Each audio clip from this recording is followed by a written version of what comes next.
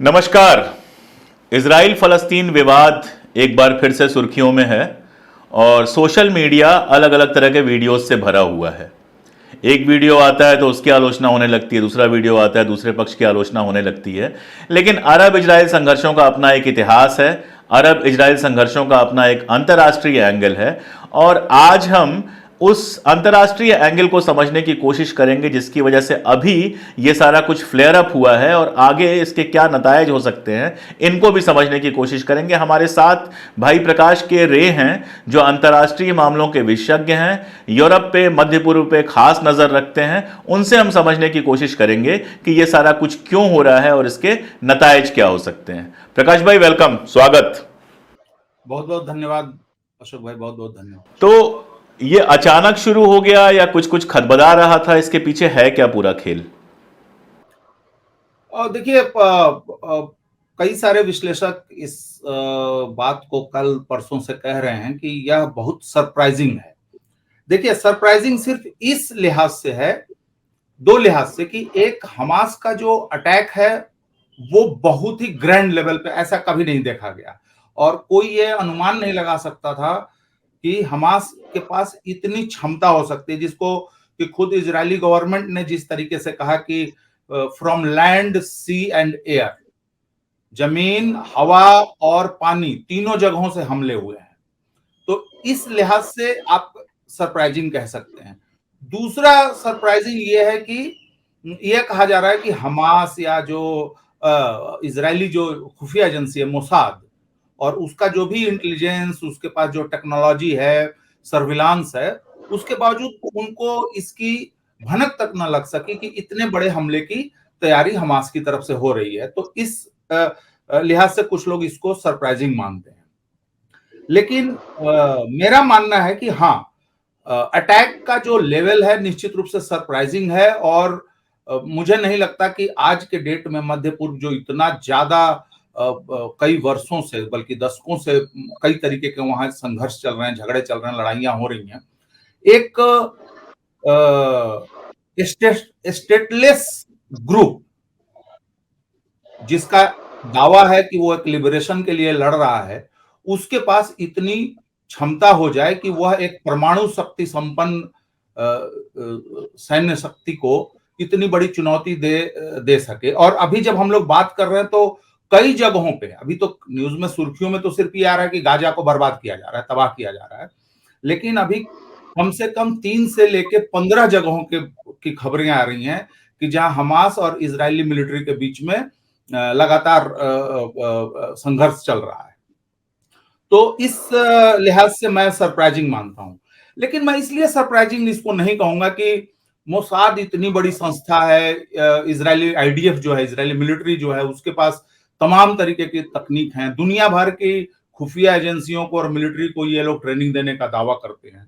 देखिए अशोक भाई, क्या होता है कि कई बार हम लोग जो बहुत तरीके का नैरेटिव बनता है उसकी वजह से हम ये मान लेते हैं कि फलाना ताकतवर है, ढिकाना ताकतवर है। लेकिन दुनिया का इतिहास में आप देखेंगे कि ह्यूमन स्पिरिट से बड़ा वो किस आइडिया से, किस आइडियोलॉजी से, किस उद्देश्य से संचालित हो रहा है, वो एक अलग बहस का मामला है।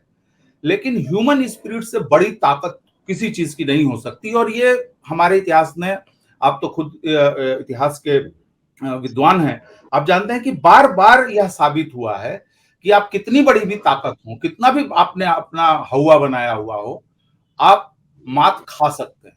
और इजराइल और फिलिस्तीन के संघर्ष में भी कई दफा हुआ है कि अगर आप एयर पावर को छोड़ दें, इजरायली एयर पावर जो बेसिकली अमेरिकी एयर पावर है, बेसिकली अमेरिका के तरफ से दिया हुआ वो ताकत है, जब भी जमीनी लड़ाई हुई है तो इजराइल को बड़े बड़े झटके जो है बर्दाश्त करने पड़े हैं। बहुत ज्यादा दूर जाने की जरूरत नहीं है, 2006 में लेबनान में हिजबुल्लाह के साथ जो संघर्ष हुआ उसको देखा जा सकता है। तो उस लिहाज से मैं इसको सरप्राइजिंग नहीं मानूंगा। मैं संघर्ष के लिहाज से तो बिल्कुल ही सरप्राइजिंग नहीं मानूंगा, क्योंकि कब माना जाता है कि इजराइल और फिलिस्तीन के बीच में शांति है? आमतौर पे वैश्विक मानस में या मीडिया में या बातचीत में, आप गाजा पे हमले करें, आप वेस्ट बैंक में हमले करें, अभी कुछ दिन पहले जेनिन में बहुत बड़ा हमला हुआ इजरायली मिलिट्री का। आप जो है लगातार घर पे घर, हजारों घर बनाते चले जाएं। आप जो है फिलिस्तीनियों के ऑलिव के जो पेड़ हैं, आप उनको काटते जाएं, उनके कुओं में आप कंक्रीट डालें, उनके बच्चों को मारें, उनके जवानों को इंक्लूडिंग बच्चों को भी आप जो है जेलों में डालें, तो यह पीसफुल है। लेकिन अगर प्रतिरोध की तरफ से कोई भी एक्शन होता है, तो कहा जाने लगता है कि भाई आतंकवाद हो गया, अहिंसा हो गई, अस्थिरता पैदा हो गई, पता नहीं अब क्या होगा। तो मुझे लगता है कि कुछ लोगों को उस लिहाज से सरप्राइजिंग लगा होगा, लेकिन मुझे सिर्फ इसके इसका जो लेवल है, इसकी जो इंटेंसिटी है और जो बहुत बड़े लेवल पे जो अटैक है, बस उसके अलावा मुझे इसमें कुछ भी सरप्राइजिंग नहीं लगता है। एंड्रोजन का बयान आया, सुनक का बयान आ गया, अमेरिका से बयान आ गए। साफ दिख रहा है कि अमेरिका और इंग्लैंड जो है वो हमेशा की तरह इजराइल के साथ खड़े दिख रहे हैं। लेकिन अरब देशों में कुछ सुगबुगाहट इस बार दिख रही है। एक मैं नारा लगातार सुन रहा था कि सऊदी अरब हमारे साथ है, जबकि अब तक का इतिहास रहा है कि सऊदी अरब ने इसमें कभी हस्तक्षेप नहीं किया है। मिस्र भी आपको क्या बताना है, आप जानते ही हैं कि मिस्र, इजिप्ट वो देश है जिसने सबसे पहले इजराइल के साथ राजनयिक संबंध स्थापित किए थे। ये क्या आपको अरब देशों का और यूरोप के बीच में, यूरोप अमेरिका के बीच में कुछ तनातनी जैसा मामला दिख रहा है? देखिए, इंटरेस्टिंग चीज ये है कि जब प्रेसिडेंट ट्रंप के समय में, मैं बहुत पीछे नहीं जा रहा हूं, ओस्लो एकॉर्ड वगैरह भी अमेरिका की मध्यस्थता से हुई, जो जिसमें अरब के देश भी शामिल हुए, इजराइल भी शामिल हुआ, और बीच में दो तीन तरीके के बड़े बड़ी बातचीत दोनों पक्षों में हुई, जिसमें अरब देशों की भी भूमिका रही। लेकिन अगर हाल की बात हम करें तो चाहे जितनी भी आलोचना की जाए, जो अब्राहम एकॉर्ड लेकर आए प्रेसिडेंट ट्रंप, जिसमें यह था कि इजराइल और अरब के देशों के बीच नॉर्मल रिश्ते बने और एक दूसरे के साथ बिजनेस बने, कोऑपरेशन बने, उसमें कई देश शामिल हुए। और अभी आपने सुना होगा कि कुछ दिन पहले यह सुगबुगाहट होने लगी थी। सुगबुगाहट क्या होने लगी थी? क्राउन प्रिंस ने सऊदी अरेबिया के खुद कहा था कि हम प्रोसेस में हैं नॉर्मलाइजेशन के। और कुछ समय पहले खबर आई थी कि नेतन्याहू सऊदी अरब के किसी तटीय शहर में वो आए भी थे मिलने। और यूनाइटेड अरब अमीरात, जो अगेन खाड़ी का एक बहुत महत्वपूर्ण देश है, उसके साथ उनके अच्छे रिश्ते हैं इजराइल के। इजिप्ट से गैस, नेचुरल गैस जो है वो सप्लाई हो रहा है कुछ समय से। तो अरब के देश, मोरक्को भी है उसमें, और भी तो अरब के देशों के साथ एक प्रोसेस शुरू हुआ था। समस्या यहां पर यह आई कि उस अब्राहम एकॉर्ड में आपको याद होगा कि ईस्ट जेरूसलम, जो माना जाता है कि जो दो राष्ट्र सिद्धांत हैं, कि इजराइल 67 की सीमा में लौट जाएगा और वेस्ट जेरूसलम जो होगा वह उसके हिस्से में होगा, और बाकी जो हिस्सा होगा वह फिलिस्तीन नेशन स्टेट बनेगा और उसकी राजधानी पूर्वी जेरूसलम होगी। लेकिन प्रेसिडेंट ट्रंप ने इतना बड़ा एक्शन लिया कि उन्होंने अमेरिकी दूतावास को ईस्ट जेरूसलम में शिफ्ट कर दिया, जो कि बहुत प्रोवोकेटिंग था। लेकिन उसके बावजूद भी आपने देखा होगा कि प्रोटेस्ट हुए, लेकिन कोई हिंसा की बात नहीं आई, और अरब के देश भी उस पर उनकी बहुत ज्यादा प्रतिक्रिया नहीं थी, क्योंकि सब इस उम्मीद में लगे हुए थे कि इन चीजों के बदले, ये जो इजराइल के लिए कंसेशन अरब वर्ल्ड से मिल रहा है, उसके बदले वह गाजा में, वेस्ट बैंक में जो है अपनी ज्यादतियों को कम करेगा, वहां पर भी वो डेवलपमेंट के प्रोसेस को जो है वो बढ़ाएगा, वहां के लोगों को थोड़ी खुली हवा में सांस लेने का मौका देगा, और इस तरीके से चीजें एक बेहतरी की तरफ बढ़ेंगी। ये एक अंडरस्टैंडिंग थी। लेकिन वह नहीं हुआ, वह चीज जैसी उम्मीद जाहिर की जा रही थी वैसा हुआ नहीं। और इसी बीच में क्या क्या हुआ, इस पे हम और चर्चा करेंगे आगे। लेकिन अरब के देश जो बीच में गतिविधियां हुई हैं, जैसे कि 2018 में इजराइल को एक यहूदी राष्ट्र बनाया गया, स्टेट बनाया गया बीबी नेतन्याहू की सरकार द्वारा। उसके बाद अल अक्सा मस्जिद में बार बार इजरायली मिलिट्री घुसी और जो वहां के फेनेटिक राइट विंगर्स हैं उनके ग्रुप और गिरोह घुसे। वहां पे जो फिलिस्तीनी नमाज पढ़ने या घूमने जाते हैं उनके साथ बदसलूकी हुई। सेटलर्स के लिए नए नए आदेश पारित किए गए। इन चीजों पे अरब के देशों ने टिप्पणी की, लेकिन देखिए अरब में क्या है कि उनके अपने मसाइल इतने जटिल हैं एक दूसरे के, किस कोई भरोसा नहीं करता। आपको हम लोग बातचीत की सुविधा के लिए सारे देशों का उतना नाम नहीं लेने से बचने के लिए हम कह देते हैं ये मध्य पूर्व है, ये अरब वर्ल्ड है, ये मुस्लिम वर्ल्ड है। लेकिन टर्की, अभी देखिए आर्मेनिया अजरबैजान में जो हुआ, किसी ने कुछ नहीं बोला, ना पश्चिम ने कुछ बोला, ना रशिया ने कुछ बोला, ना अरब वर्ल्ड ने कुछ बोला, सब चुपचाप रहे। और नगोर्नो कराबाख को अजरबैजान ने कब्जा कर लिया, अभी पिछले हफ्ते की घटना है, ये कोई बहुत पुरानी बात नहीं। उसके बाद टर्की और ईरान के बीच में दोस्ती भी है और इनके बीच में वो समस्या भी है। अभी अरब वर्ल्ड के साथ ईरान के अच्छे रिश्ते हो रहे हैं, लेकिन संयुक्त अरब अमीरात के साथ जमीन का झगड़ा है। सऊदी अरब और ईरान के साथ लफड़े को दुनिया जानती है। फिर इराक और सीरिया और यमन, लीबिया, इन जगहों पे जो बहुत तरीके के फरीक हैं और उनको एक एक देश अपने अपने तरीके से खेलना चाहता है उनके सहारे, वह एक जटिलता है। एक जटिलता ये जो कट्टरपंथी टेररिस्ट चरमपंथी गिरोह हैं, अलकायदा, अल नुसरा, बीच में कभी इस्लामिक स्टेट आ गया, अलग अलग नाम से आते रहते हैं, इनको भी हवा देने वाले अलग अलग खिलाड़ी देश हैं।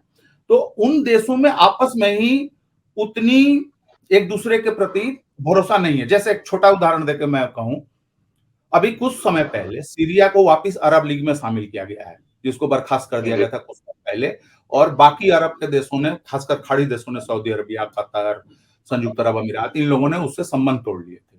अब जब अरब लीग में उसकी वापसी हुई तो कतर ने उसका समर्थन तो नहीं किया, लेकिन बोला कि चलो हम विरोध भी नहीं करते। उसके बाद इराक में किसका इन्फ्लुएंस होगा, इसको लेके एक दूसरे पे भरोसे की कमी है। और बहुत सारे अरब देशों के अंदर ऐसे एलिमेंट्स हैं जिनके बिजनेस के इंटरेस्ट जो हैं वह और देशों के बिजनेस इंटरेस्ट के साथ और इजराइल के बिजनेस इंटरेस्ट के साथ जुड़े हुए हैं। तो वो सारे फैक्टर्स भी काम करते हैं। लेकिन एक जो आपने भी देखा कि दुनिया ने देखा कि जब ये गाजा में ये जो अभी घटना जो इजराइल और गाजा में हो रही है, अरब वर्ल्ड में बहुत बड़े प्रोटेस्ट हुए हैं और वो फिलिस्तीन की सॉलिडारिटी में हुए हैं। तो अब जो है वो तमाम देश, चाहे वो ईरान हो, वो चाहे खाड़ी के देश हों, या चाहे जो अरब देश जो अफ्रीका में है जैसे इजिप्ट, इन लोगों के पास इतना आसान नहीं होगा कि वो इस बार चुप रह जाएं, क्यों, जब इतना बड़ा सब कुछ, इतनी बड़ी बड़ी घटनाएं घटित हो रही हैं और उनका खुद का पॉपुलेशन उसको बहुत ही ज्यादा और बहुत ही ओपन होकर जो है उसके प्रति सॉलिडारिटी व्यक्त कर रहा है। तो इनके पास बहुत मौका नहीं होगा। आपने कतर का स्टेटमेंट देख लिया, कतर ने कहा, उसने कहा, इजराइल को ब्लेम किया है, सऊदी अरब ने इजराइल को ब्लेम किया है, यूएई ने थोड़ा बैलेंस पोजीशन लिया है कि ऐसा नहीं करना था, इतना नहीं करना था, लेकिन इजराइल भी ऐसे करता रहा है। और वो यूएई जो है अभी वो सिक्योरिटी काउंसिल में मेंबर भी है। तो अभी हम लोगों को थोड़ा वेट करना पड़ेगा। और मुझे लगता है जो यूएई ने ही उम्मीद जाहिर की है कि सुरक्षा परिषद की जो बैठक हुई उसमें कोई नतीजा नहीं निकला, लेकिन इस मसले पे और भी इस तरीके की बैठकें होंगी, उन्होंने उम्मीद जाहिर की है। इसका मतलब हम लोगों को थोड़ा सा वेट करना चाहिए कि अरब के देश औपचारिक रूप से, आधिकारिक रूप से क्या पोजीशन लेते हैं। भारत की तरफ लौटे, प्रधानमंत्री जी ने तुरंत बयान दिया और जो मेरे ख्याल से बहुत नेचुरल बयान था इजराइल पर जिस तरह का हमला हुआ था, जिस तरह के विजुअल्स आए थे। मोदी जी का बयान यह आया कि इन घटना की निंदा करते हैं, लेकिन इसके पहले भारत लगातार फलस्तीन के पक्ष में रहा है, यूएन में भी वोट दिया है। तो ये जो बयान आया, इसको ऐसे दिखाने की कोशिश की जा रही थी जैसे भारत ने अपना स्टैंड बदल लिया और अब वो इजराइल की तरफ होगा। तो इस बयान को क्या ये माना जा सकता है, आपको लगता है ऐसा? अगर मुझसे मैं थोड़ा अपने आप को अगर मैं डिटैच कर लूं कि मैं एक हिंदुस्तानी सिटीजन हूं और मुझे किस तरीके से इसको देखना चाहिए, इस बात को अगर थोड़ा किनारे रख दें, एक नॉर्मल नजरिए से इस चीज को देखा जाए तो मुझे लगता है कि प्राइम मिनिस्टर का तुरंत बयान देना, चूंकि बीबी नेतन्याहू उनके मित्र भी हैं और प्रधानमंत्री इस बात को बोस्ट भी करते हैं कि उनके कार्यकाल में इजराइल के साथ उनके संबंध अच्छे हुए हैं। भारतीय विदेश नीति इस बात का क्रेडिट लेती है कि उन्होंने इजराइल और फिलिस्तीन को डिहाइफनेटेड कर लिया है। पहले जब भी हिंदुस्तान कोई पोजीशन लेता था तो जब भी इजराइल के साथ हमको पोजीशन लेना है तो उसमें फिलिस्तीन को भी एक फैक्टर के रूप में रखना है। अगर हम फिलिस्तीन से कुछ संबंध रखते बढ़ाते हैं तो उसमें इजराइल को एक फैक्टर के रूप में रखना है।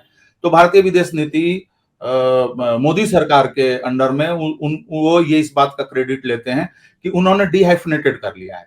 इजराइल के साथ हमारा संबंध होगा जो मेरे इंटरेस्ट और इजराइल के इंटरेस्ट से मेल खाता होगा, और फिलिस्तीन को हम अपना सोलिडारिटी, समर्थन और सहयोग देते रहेंगे, और उसके लिए हमको इजरायली कंसर्न से लेना देना नहीं है।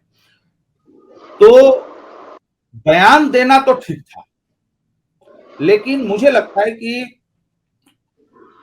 इतना बड़ा मसला जिसका कि एक ग्लोबल डायमेंशन है, और ये चीज कहां जाएगी कैसे जाएगी किसी को कोई अनुमान नहीं है। मुझे लगता है कि जब भी आप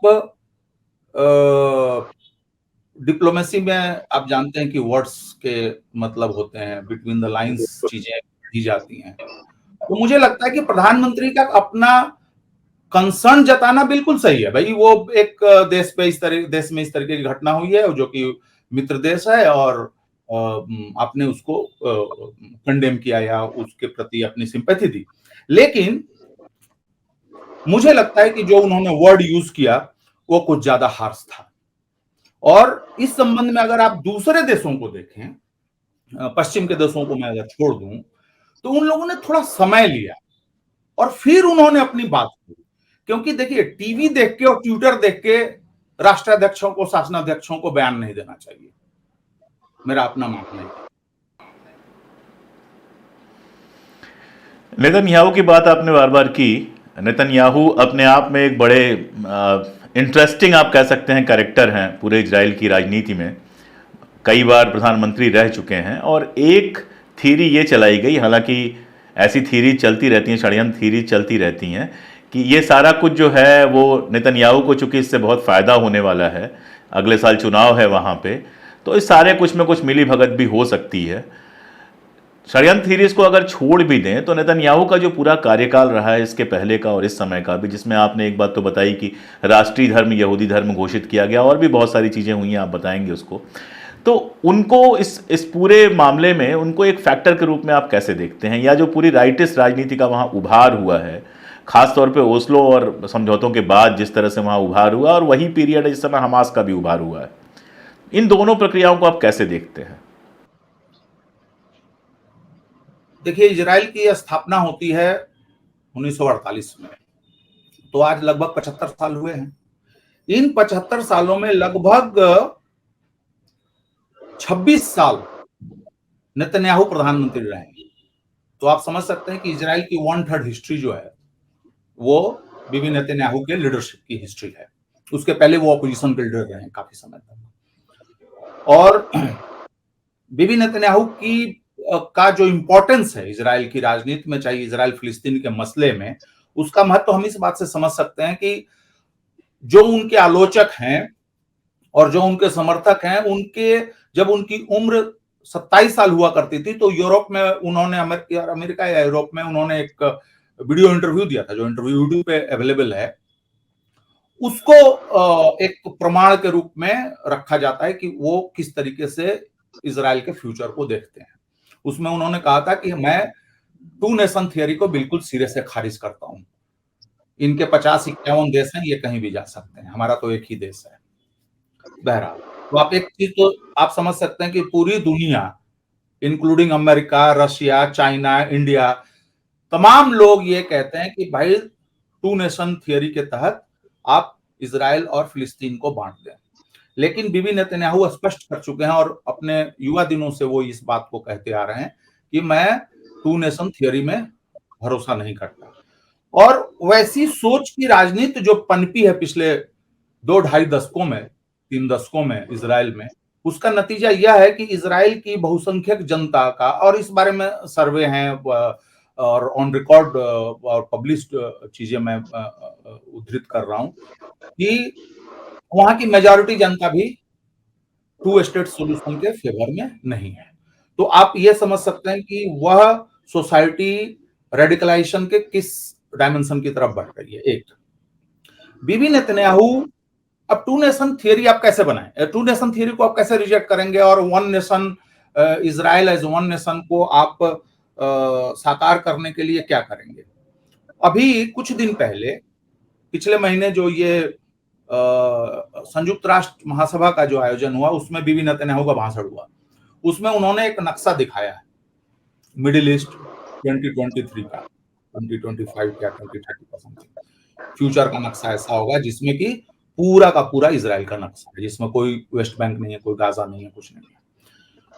तो 27 साल के बीबी नेतन्याहू और 70-72 साल के बीबी नेतन्याहू, एक ये वर्तुल पूरा होता है। दूसरा कि आप इसको कैसे करेंगे, आप इसको करेंगे कि धीरे धीरे धीरे धीरे इजरायली लैंड्स को आप इनक्रोच करेंगे। आपने तो ऑलरेडी कर दिया, 10-12% बचा है फिलिस्तीनी लैंड। अभी जैसे आप इजराइल के पास करीब 20-22 हजार स्क्वायर किलोमीटर है और फिलिस्तीन के पास करीब 6,000 स्क्वायर किलोमीटर। गाजा जो है वो 365 स्क्वायर किलोमीटर में बसा हुआ है। तो इन्होंने क्या किया है कि धीरे धीरे वह शहरों में भी हो रहा है, मतलब जैसे कि ईस्ट जेरूसलम में फलस्तीनियों को घरों से निकाल के उन घरों में यहूदी परिवारों को बसाने की घटनाएं हुई। जो गांव हैं, जो बस्तियां हैं, जो बिडोइन बद्दुओं का जो पशुपालक जो कम्युनिटीज हैं, उनको धीरे धीरे विस्थापित करके, जो विलेजेज हैं, छोटे छोटे टोले हैं, उनके खेतों को काट काट के, और इस तरीके से ये सेटलर्स को बसाने की कोशिश में लगातार लगे हुए हैं। और इस पर यूनाइटेड नेशन का वो है, अभी इसी सितंबर महीने में यूनाइटेड नेशन ने स्पेशल रिपोर्ट छापी है, जिसको कि यूएन के वेबसाइट पे पढ़ा जा सकता है कि किस तरीके से इजराइल में जो है वो अंतर्राष्ट्रीय कानूनों की अनदेखी करके, यूनाइटेड नेशन के रिजोल्यूशन की अवहेलना करके, अमेरिका और ब्रिटेन और बाकी देशों की अपील को नजरअंदाज करके वो कैसे सेटलर्स को लगातार बढ़ा रहा है। अब सेटलर्स को बढ़ाने में एक चीज ये हुआ कि इन्होंने यह देखा कि यहां आसान हो रहा है, गाजा में आसान नहीं हो रहा है, क्योंकि वहां रेजिस्टेंस है। तो अभी कुछ साल पहले इन्होंने क्या किया कि गाजा के जो आसपास के इलाके में जहां सेटलर्स बसे हुए थे, वो कुछ जगहों को इन्होंने अपनी इच्छा से खाली करवाया है, वहां से लोगों को हटाया गया। और अब जब यह प्रकरण हो रहा है तो समझ में बात आ रही है कि इसका सामरिक महत्व क्या हो सकता है, क्यों हटाया गया। अब आपने पहले ही हटा दिया है, तो अब आपको एक्शन करने में, अगर आप जमीनी हमला कर रहे हैं गाजा पे, तो आप ज्यादा सेफ हैं, क्योंकि आपको अपने नागरिकों को बचाने की चिंता नहीं है, क्योंकि उनको आप पहले ही जो है हटा चुके हैं। और जो बच्चे खुचे हैं उनको हटने का आदेश दे भी दिया गया अभी जब ये सारा चीज चल रहा है। अब रही बात हमास की, देखिए मैं कॉन्स्पिरेसी थियरी, विकिलीक्स के केबल्स हैं, वहां जैसे मैंने कहा कि सब कोई एक दूसरे से खेलता है। जैसे अभी सीरिया में अलकायदा से और इस्लामिक स्टेट से एफिलिएटेड जो ग्रुप्स हैं, उनको टर्की समर्थन दे रहा है, उनको अमेरिका समर्थन दे रहा है। उनको शुरू में इजराइल ने समर्थन दिया था, जब ये गोलन हाइट जो सीरिया के इलाके हैं जिसको इजराइल ने कब्जा किया हुआ है, उस पे जब बशर अल असद के खिलाफ जब विद्रोह शुरू हुआ, तो शुरुआती दिनों में जिस अल नुसरा के फ्रंट ने उस इलाके को कैप्चर किया था, उसको इजराइल ने सपोर्ट किया था। यह टाइम्स ऑफ इजराइल के आर्टिकल में है, बहुत और भी जगहों पे कहा गया है। तो वहां लोग एक दूसरे को मर्सिनरी जो होते हैं भाड़े पे इधर से उधर इस्तेमाल होते रहते हैं। तो उन कॉन्स्पिरेसी थियरी में न जाके हमास का उदय का सबसे बड़ा जो ठोस माहौल बना था वह यह था कि जो फतह था, जो जिसकी पीएलओ का जो ग्रुप है, और पीएलओ को बहुत सारे लोगों ने यह देखा, देखिए पीएलओ का अपना इतिहास रहा है, आप जानते हैं कि उनका संघर्ष आज जो फिलिस्तीन जो भी है, उसका जो भी स्टेटस है ग्लोबल मंच पे, वो पीएलओ की वजह से और उसके संघर्षों की वजह से। लेकिन बहुत सारे फिलिस्तीनियों के मन में ऐसी भावना आ जाती है, आप भी जानते हैं कि लोग मेन स्ट्रीम लीडरशिप से वो हो जाते हैं, जैसे कि बहुत तरीके के स्वतंत्रता आंदोलनों में इस तरीके की टेंडेंसी हम लोग देखते हैं। और तो वैसी स्थिति में कुछ रेडिकलाइज तत्व थे। अब उसको किसने समर्थन दिया, किसने भुनाने की कोशिश की, किसने क्या किया, अब उसका इस्लामाइजेशन कितना किस लेवल पे हुआ। अब आप कह सकते हैं वो लोग तो लेबनान में भी रहे, कतर में भी रहे और जगहों पे भी रहे, तो किसने किसको क्या दिया नहीं दिया वो एक अलग कहानी है। लेकिन इतना जरूर है कि आप एक ऑपरेस्ड कम्युनिटी को अपने शांति, मानवता, व्यवहार आदि के जो मानदंड हैं, आप उनको थोप नहीं सकते।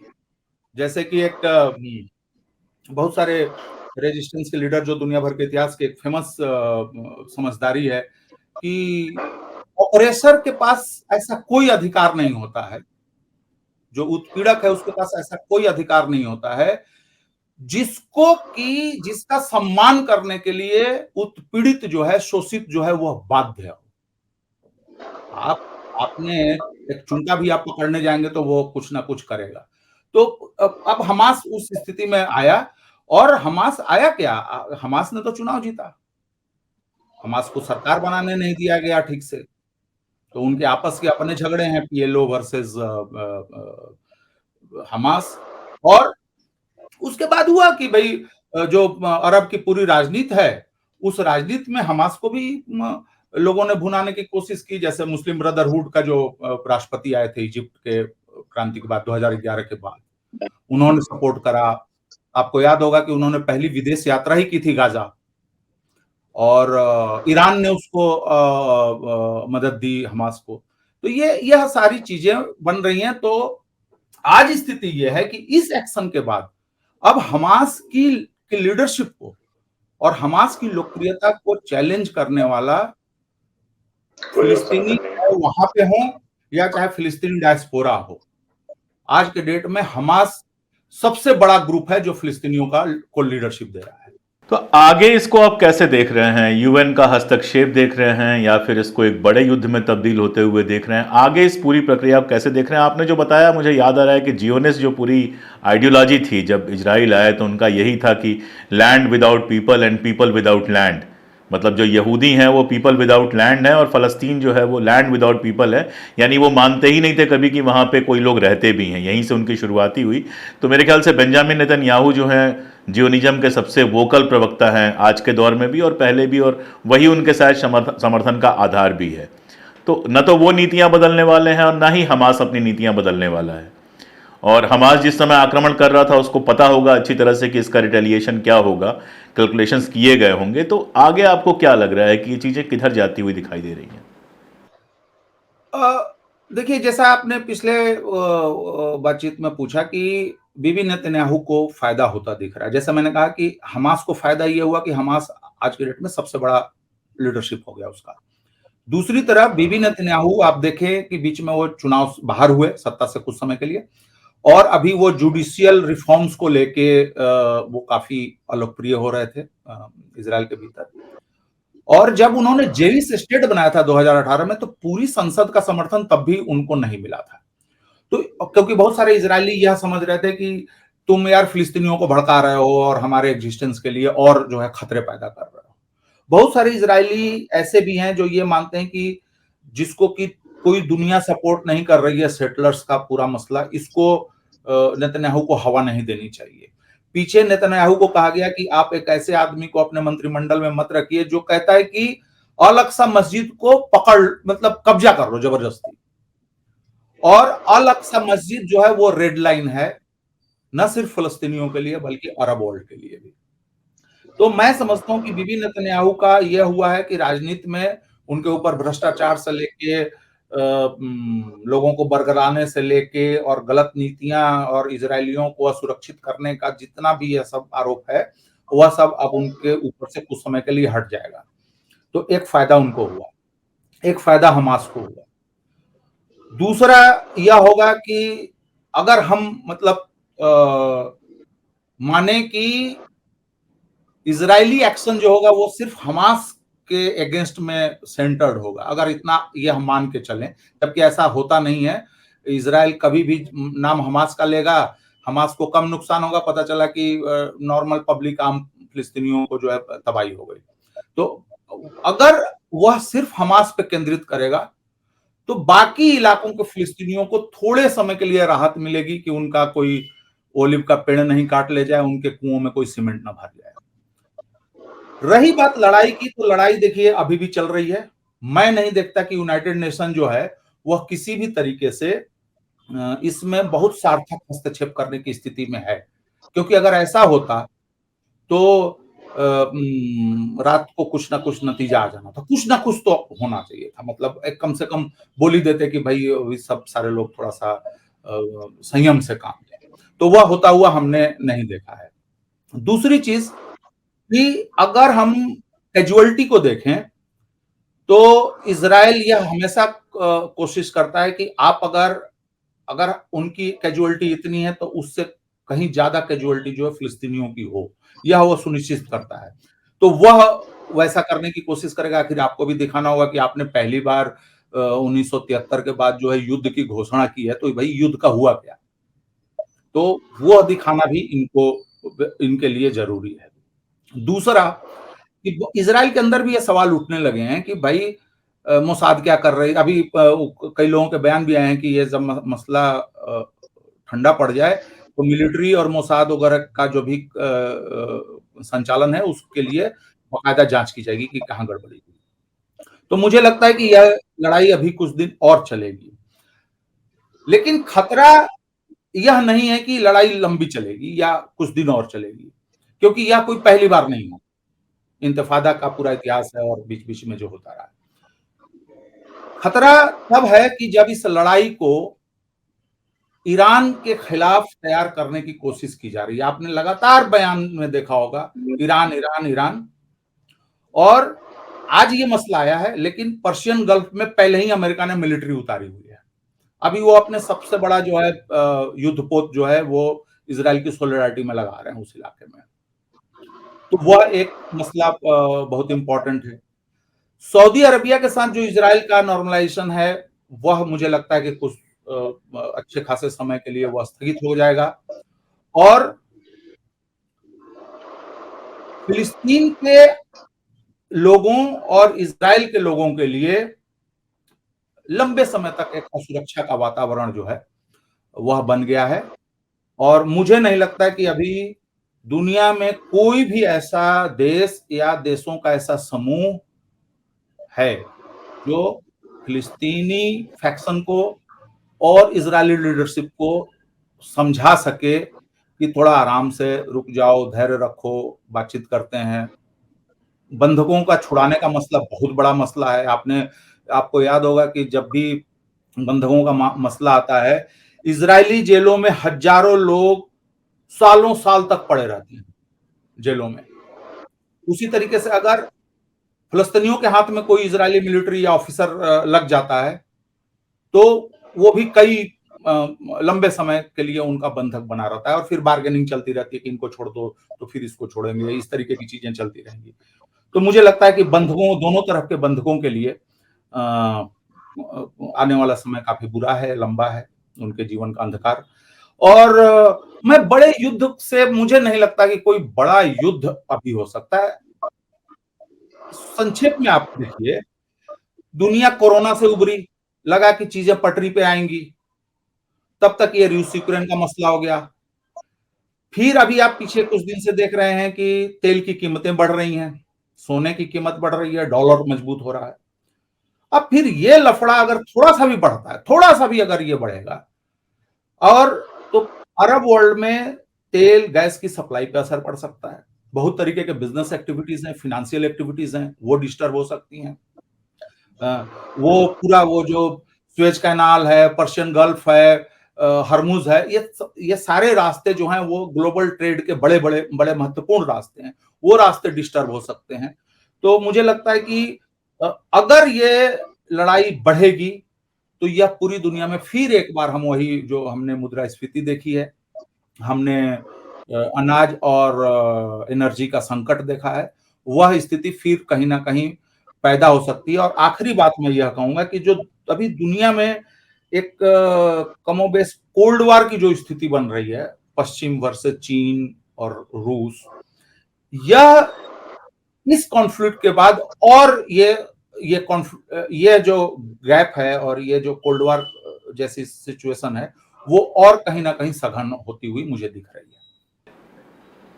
एक आखिरी सवाल, रूस यूक्रेन युद्ध का बाकी असर जो भी हो, लेकिन एक चीज हुआ था कि इस्लामोफोबिया जो है थोड़े दिन के लिए टल गई थी, दूसरे इश्यूज पे बात होना शुरू हो गया था। आपको क्या लगता है कि एक बार फिर से वही सेंटर में आ जाएगी, दुनिया भर में इस्लामोफोबिया और बढ़ेगी? हमने जिस तरह से अपने यहाँ सोशल मीडिया पर देखा कि हमारी जो सत्ताधारी पार्टी है उस पार्टी ने बाकायदा वीडियो जारी किया कि आज जो इजराइल में हो रहा है वो हिंदुस्तान के साथ हुआ है या हो सकता है, तो ये एक चीज क्या दोबारा से और ज्यादा इस पर असर पड़ सकता है? देखिए, अब सवाल यह है कि जब आपके देश में या दुनिया में और कहीं भी अगर नैरेटिव बनाने वाले लोगों में, लीडरशिप देने वाले लोगों में अगर ऐसे पूर्वाग्रह से भरे लोग होंगे, तो निश्चित रूप से इस्लामोफोबिया को हवा मिलेगी और यहां भी मिल रही है। आप ट्विटर पे जाएं, आप अमेरिकी हैंडल्स को देखें, आप यूरोपियन हैंडल्स को देखें, वहां भी आपको ये चीजें दिखेंगी। तो वह है, लेकिन देखिए, मैं तुलना नहीं कर रहा हूं, लेकिन मैं ये कह रहा हूं कि हमास या फतेह या अफगानिस्तान में तालिबान, ये कुछ ऐसे संगठन हैं जिन संगठनों को लेके आप बाकी चाहे इन पे जो आलोचना करनी है, इनकी नीतियां कैसी हैं, ये कैसी सोच रखते हैं, ये जब इनके पास ताकत आती है तो ये उसका इस्तेमाल कैसे करते हैं, इन तमाम चीजों पे 50 बातें, अच्छी बातें, बुरी बातें, गलत आलोचनाएं, सही आलोचनाएं हो सकती हैं। लेकिन इन संगठनों के साथ सबसे महत्वपूर्ण बात यह है कि इन्होंने अपने कार्य क्षेत्र की सीमा से बाहर इन्होंने एक चिड़िया तक को परेशान नहीं किया है। इसीलिए आपने देखा होगा कि तालिबान जब अफगानिस्तान में आता है तो कोई इस्लामोफोबिया बहुत ज्यादा दिन तक नहीं टिकती है। कुछ बातें होती हैं इस्लामोफोबिया के नाम के, देखो ये कैसे लोग होते हैं और क्या क्या। मुझे लगता है कि हमास को सत्ता में आए हुए, हमास को इस तरीके के एक्शन करते हुए, हमास को गाजा का लीडरशिप देते हुए बहुत लंबा समय हो चुका है। तो मुझे नहीं लगता कि कोई नए तरीके से कोई उसका बहुत ज्यादा इस्तेमाल इस्लामोफोबिक लोग कर पाएंगे, मुझे ऐसा नहीं लगता। लेकिन जब हमारी लीडरशिप में ऐसे तत्व हैं, जब हमारे अखबारों में ऐसे लोग हैं, जब हमारी चैनलों में ऐसे लोग हैं, रोज आप छापते रहेंगे, रोज वही बात आप ट्विटर पे कहेंगे, रोज वही बात आप अपने भाषणों में कहेंगे, तो जाहिर है कि वह पूर्वाग्रह थोड़ा सा बढ़ेगा। लेकिन मुझे नहीं लगता कि वो बहुत कन्विंसिंग होगा, यह मुझे नहीं लगता। बहुत शुक्रिया प्रकाश भाई। अरब इजराइल जो पूरा विवाद चल रहा है, बल्कि अरब इजराइल कहने से बेहतर होगा फलस्तीन इजराइल, या उससे भी बेहतर होगा कि हमास और इजराइल के बीच में जिस तरह का विवाद चल रहा है उसको लेके एक पूरी समझ बनाने की हमने कोशिश की, उसके थोड़े से इतिहास की भी बात की, कौन से हालात थे जो इसके लिए जिम्मेदार थे और आगे क्या क्या हो सकता है, ये सब हमने समझने की कोशिश की। प्रकाश भाई, आपने टाइम निकाला इतना सारा और हमसे लंबी बात की, बहुत शुक्रिया। बहुत बहुत धन्यवाद।